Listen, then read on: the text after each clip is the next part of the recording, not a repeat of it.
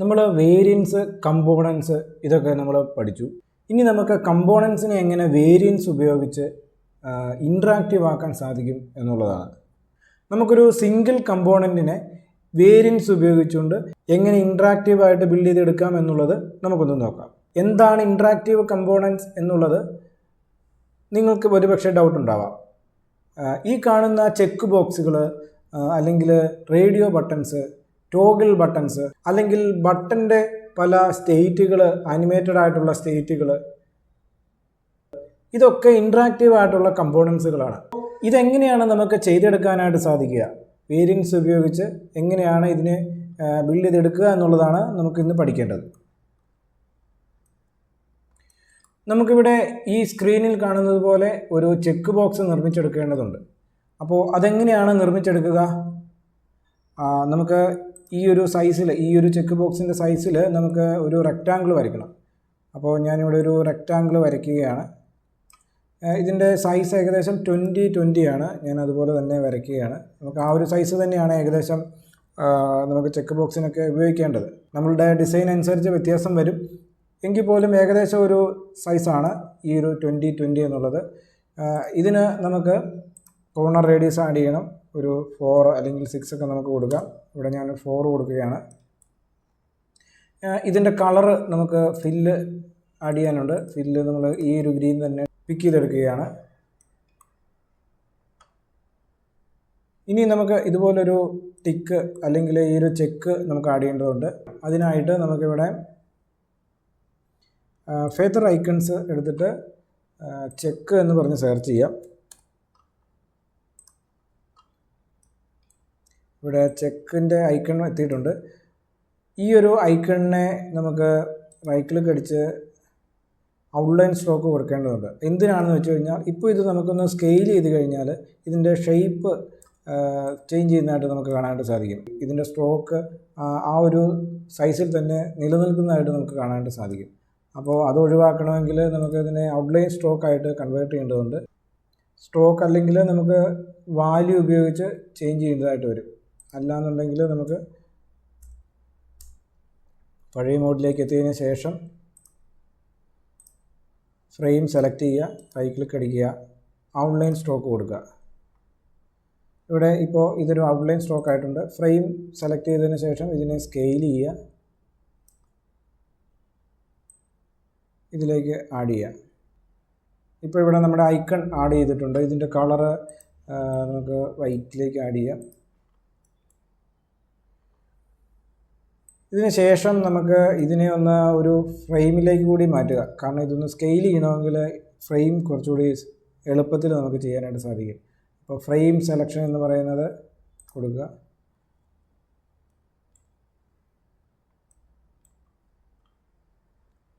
അപ്പോൾ ഈ ഫ്രെയിമിനുള്ളിലെ കണ്ടൻറ്റുകളെല്ലാം നമുക്ക് സ്കെയിലബിൾ ആക്കി കൊടുക്കുക. കൺസ്ട്രെയിൻ സ്കെയിലാക്കി കൊടുക്കുക.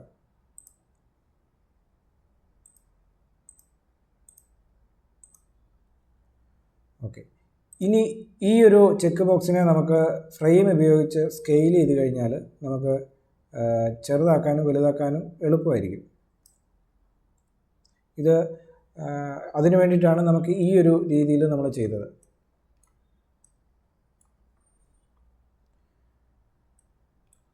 ഇനി നമുക്ക് ഈ ഒരു ഫ്രെയിമിന് ഒരു നെയിം കൊടുക്കാം. ചെക്ക് ബോക്സ് എന്നുള്ളൊരു നെയിം കൊടുക്കാം.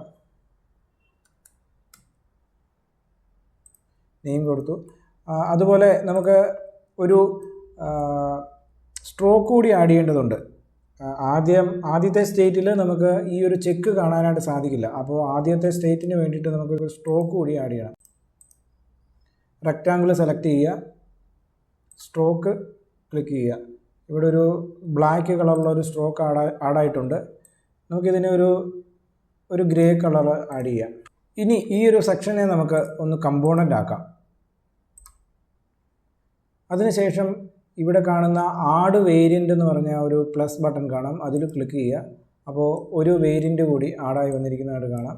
ഇവിടെ നമ്മൾ ഡെമോയ്ക്ക് വെച്ചിരിക്കുന്ന ഈ ഒരു ചെക്ക് ബോക്സ് നമുക്ക് മാറ്റി നിർത്താം.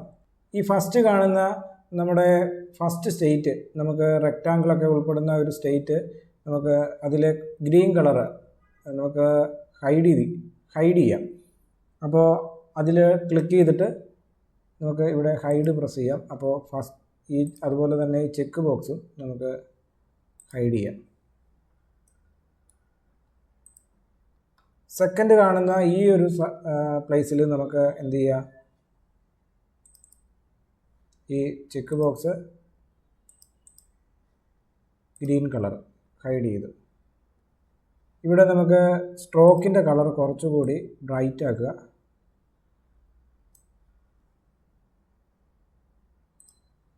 ഇനി നമുക്ക് ഒന്നുകൂടി വേരിയൻ്റ് ആഡ് ചെയ്യേണ്ടതുണ്ട്. വേരിയൻ്റ് ആഡ് ചെയ്യുന്നു. നമുക്ക് ചെക്ക് ബോക്സ് തിരിച്ച് കൊണ്ടുവരേണ്ടതുണ്ട്, കളർ തിരിച്ച് കൊണ്ടുവരേണ്ടതുണ്ട്. അതുപോലെ സ്ട്രോക്ക് ഇവിടെ നമുക്ക് ആവശ്യമില്ല. നമ്മുടെ ഈ ഒരു വേരിയൻറ്റിൽ ചെക്ക് ഐക്കൺ തിരിച്ചു കൊണ്ടുവരേണ്ടതുണ്ട്. നമുക്കിവിടെ അൺഹൈഡ് ചെയ്യാം. ഇനി ഒരു വേരിയൻ്റ് കൂടി വേണം. ഈ ഒരു ചെക്ക് ബോക്സ് ഉൾപ്പെടുന്ന ഈ ഒരു വേരിയൻറ്റിൻ്റെ ഒരു ഹോവർ കൂടി ആവശ്യമുണ്ട്. അപ്പോൾ ഇതിൽ സെലക്ട് ചെയ്തു, വീണ്ടും ക്ലിക്ക് ചെയ്തു. അപ്പോൾ ഈ ഒരു ഗ്രീൻ കളറിന് നമുക്ക് കുറച്ചുകൂടി ഡാർക്ക് ടോൺ കൊടുക്കാം. ഓക്കെ. ഇനി ഇത് നമുക്കൊന്ന് പ്രോട്ടോടൈപ്പ് ചെയ്തെടുക്കേണ്ടതുണ്ട്. ഇവിടെ നമുക്ക് പ്രോട്ടോടൈപ്പ് എന്ന് പറഞ്ഞൊരു ടാബ് കാണാനായിട്ട് സാധിക്കും. അതിൽ ക്ലിക്ക് ചെയ്യുക. ഫസ്റ്റ് നമുക്ക് എന്താണ് സംഭവിക്കുക, ഈ ഒരു ചെക്ക് ബോക്സ് ക്ലിക്ക് ചെയ്യാനായിട്ട് യൂസർ വരുന്ന സമയത്ത് ഇതിൻ്റെ മുകളിലേക്ക് മൗസ് കൊണ്ടുവരുന്നു. അപ്പോൾ എന്താണ് സംഭവിക്കുക, കളർ ഒന്ന് ജസ്റ്റ് ചേഞ്ച് ചെയ്യും. അപ്പോൾ അങ്ങനെ സംഭവിക്കുന്നതിന് വേണ്ടിയിട്ട് ഈ ഒരു റെക്റ്റാങ്കിളിൻ്റെ ബോട്ടത്തിലോ അല്ലെങ്കിൽ റൈറ്റിലോ ടോപ്പിലോ അല്ലെങ്കിൽ ലെഫ്റ്റിലോ ഒക്കെ ആയിട്ട് ഒരു പ്ലസ് ബട്ടൺ നമുക്ക് കാണാനായിട്ട് സാധിക്കും. ഇതാണ് നമുക്ക് പ്രോട്ടോടൈപ്പ് ആഡ് ചെയ്യുന്നതിന് വേണ്ടിയിട്ട് കണക്ഷൻ ചെയ്യാനുള്ള പോയിൻ്റാണ്. അപ്പോൾ ഇതിൽ ക്ലിക്ക് ചെയ്ത് ഡ്രാഗ് ചെയ്ത് സെക്കൻഡ് വേരിയൻറ്റിലേക്ക് കണക്ട് ചെയ്യാം. അപ്പോൾ അവിടെ ചോദിക്കുന്നു ഓൺ ക്ലിക്കിൽ ചെയ്യണോ അതോ എങ്ങനെയാണെന്നുള്ളത്. അപ്പോൾ ഓൺ ക്ലിക്ക് അല്ല നമുക്ക് വേണ്ടത്, ഇവിടെ വൈൽ ഹോവറിംഗ് ആണ്. അതായത് ഹോവർ ചെയ്യുന്ന സമയത്ത് നമുക്ക് നമ്മളുടെ ഈ ഒരു പ്രോപ്പർട്ടി അടുത്ത വേരിയൻറ്റിലേക്ക് മാറണം. അപ്പോൾ അതാണ് ഇവിടെ കാണിക്കുന്നത്. അതെങ്ങനെ മാറണം, ഇൻസ്റ്റൻ്റ് ആയിട്ട് മാറണോ അതോ ഒരു ഡിസോൾവ് എഫക്റ്റ് വേണോ, ആനിമേഷൻ എഫക്റ്റ് വേണോ, ഇങ്ങനെയൊക്കെയാണ് ചോദിക്കുന്നത്. അപ്പോൾ നമുക്ക് ഡിസോൾവ് എഫക്റ്റ് മതി, വേറൊന്നും ഞാൻ ആഡ് ചെയ്യുന്നില്ല. അപ്പോൾ ഇത്രയും ആഡ് ചെയ്തതിന് ശേഷം നമ്മൾ ആ ഒരു കണക്ഷൻ പൂർത്തിയാക്കി. ഇനി ഈ സെക്കൻഡ് ഹോവർ വന്നതിന് ശേഷം ഇതിൽ നമ്മൾ ക്ലിക്ക് ചെയ്യുകയാണ്, യൂസർ ക്ലിക്ക് ചെയ്യുകയാണ്. അപ്പോൾ അതിൽ നിന്ന് ക്ലിക്ക് ചെയ്യുമ്പോൾ ഈ ഒരു വേരിയൻറ്റിലേക്കാണ് എത്തേണ്ടത്. അപ്പോൾ ഓൺ ക്ലിക്കിൽ വേരിയൻറ്റ് 3 വരുന്നു. അവിടെയും ഡിസോൾവ് ആണ് എഫക്റ്റായിട്ട് വരുന്നത്. ക്ലോസ് ചെയ്യുന്നു. ഇനി ഞാനിതിൽ ക്ലിക്ക് ചെയ്ത് കഴിഞ്ഞു. ഇനി ഞാൻ ഇതിൻ്റെ മുകളിലേക്ക് എത്തുമ്പോൾ എന്താണ് സംഭവിക്കുക, ഇവിടെ ഒരു ഹോവർ വേണം. അതായത് ഞാനിത് അൺചെക്ക് ചെയ്യുന്ന സമയത്ത് ഇതിലേക്ക് കണക്ട് ചെയ്യുകയാണെങ്കിൽ ഒരു ഹോവർ വരണം. അപ്പോൾ ഓൺ ക്ലിക്ക് എന്നുള്ളത് വൈൽ ഹോവറിംഗ് ആകുന്നു. പ്രോപ്പർട്ടി വേരിയൻറ്റ് 4ലേക്ക് വരുന്നു. അതിനുശേഷം എന്ത് ചെയ്യുന്നു, ഡിസോൾവ് തന്നെയാണ് നമ്മൾ നേരത്തെ കൊടുത്തുകൊണ്ട് അതിൻ്റെ തുടർച്ചയായിട്ട് ഈ ഒരു എഫക്റ്റ് കണ്ടിന്യൂ ആവുന്നു. അപ്പോൾ ഹോവർ വന്ന് ഈ ഒരു വേരിയൻറ്റിലെത്തി. ഇനി ഇതിൽ നിന്ന് ക്ലിക്ക് ചെയ്ത് നമ്മൾ അൺചെക്ക് ചെയ്യണം, ആദ്യത്തെ പൊസിഷനിലേക്ക് തന്നെ എത്തണം. അപ്പോൾ ഇതിൽ നിന്ന് ഞാൻ കണക്ട് ചെയ്ത് ഞാൻ ടോപ്പിലുള്ള പൊസിഷനിലെത്തി. അവിടെ നമുക്ക് ക്ലിക്കാണ് വേണ്ടത്. ഓൺ ക്ലിക്കിൽ ടോപ്പിലുള്ള പൊസിഷനിലേക്ക് എത്തുന്നു. അപ്പോൾ നമ്മൾ ഈ വേരിയൻസിനെ ഒന്ന് പ്രോട്ടോടൈപ്പ് ചെയ്ത് കണക്ട് ചെയ്തെടുത്തു, ഇൻട്രാക്ഷന് വേണ്ടിയിട്ട് കണക്ട് ചെയ്തെടുത്തു. നമുക്ക് ഇതൊന്ന് റൺ ചെയ്ത് നോക്കാം. എങ്ങനെയാണ് റൺ ചെയ്യുന്നത്, നമുക്ക് ഈ ഒരു കമ്പോണൻറ്റിൻ്റെ അസറ്റ് എടുത്തതിന് ശേഷം ഒരു ഫ്രെയിമിൽ ആഡ് ചെയ്ത് റൺ ചെയ്യുക എന്നുള്ളതാണ്. അപ്പോൾ ഇതിൻ്റെ ഒരു അസറ്റ് ഞാൻ കോപ്പി ചെയ്തു. ഈ ഒരു അസറ്റ് ഞാനിവിടെ ഫ്രെയിമിലേക്ക് ആഡ് ചെയ്തു. ഇതൊന്ന് സെലക്ട് ചെയ്തതിന് ശേഷം ഞാനിവിടെ പ്രിവ്യൂ എടുക്കുകയാണ്. ഇവിടെ പ്രിവ്യൂ വന്നിട്ടുണ്ട്. ഇതിൽ ഞാൻ ക്ലിക്ക് ചെയ്ത് കഴിഞ്ഞാൽ നമ്മൾ ചെയ്ത എഫക്റ്റ് വർക്ക് ചെയ്യേണ്ടതാണ്. ഇവിടെ ക്ലിക്ക് ചെയ്യുമ്പോൾ നിങ്ങൾക്ക് കാണാനായിട്ട് സാധിക്കും, ഇവിടെ ഒരു ഹോവറിംഗ് എഫക്റ്റ് നമ്മൾ കൊടുത്തത് വർക്ക് ചെയ്യുന്നുണ്ട്. ക്ലിക്ക് ചെയ്ത് കഴിഞ്ഞാൽ ആ ഒരു ഗ്രീൻ കളറിലേക്ക് മാറി, വീണ്ടും ഗ്രീനിൽ കൊണ്ടുവന്നു കഴിഞ്ഞാൽ ഹോവർ വരുന്നുണ്ട്. അതിൽ ക്ലിക്ക് ചെയ്ത് കഴിഞ്ഞാൽ പഴയ ആ ഒരു സ്റ്റേറ്റിലേക്ക് എത്തുകയും ചെയ്തിട്ടുണ്ട്. അപ്പോൾ ഒരു സിംഗിൾ കമ്പോണൻറ്റിനെ നമുക്കിങ്ങനെ ഇൻട്രാക്റ്റീവ് ആക്കാനായിട്ട് സാധിക്കും. അതുപോലെ നമുക്കൊരു കമ്പോണൻറ്റ് സെറ്റും ഇതുപോലെ ഇൻട്രാക്റ്റീവ് ആക്കാനായിട്ട് സാധിക്കും. തുടർന്നുള്ള വീഡിയോസിൽ അതൊക്കെ നമുക്ക് കവർ ചെയ്യാം. നിങ്ങൾ ഇനി ചെയ്യേണ്ടത് ഇപ്പോൾ ഞാൻ ചെക്ക് ബോക്സ് ചെയ്ത് കാണിച്ച് തന്നതുപോലെ നിങ്ങൾ ടോഗിൾ ബട്ടൺസ് അല്ലെങ്കിൽ റേഡിയോ ബട്ടൺസ് ഇതൊക്കെ ഒന്ന് ക്രിയേറ്റ് ചെയ്ത് നോക്കുക. Thank you.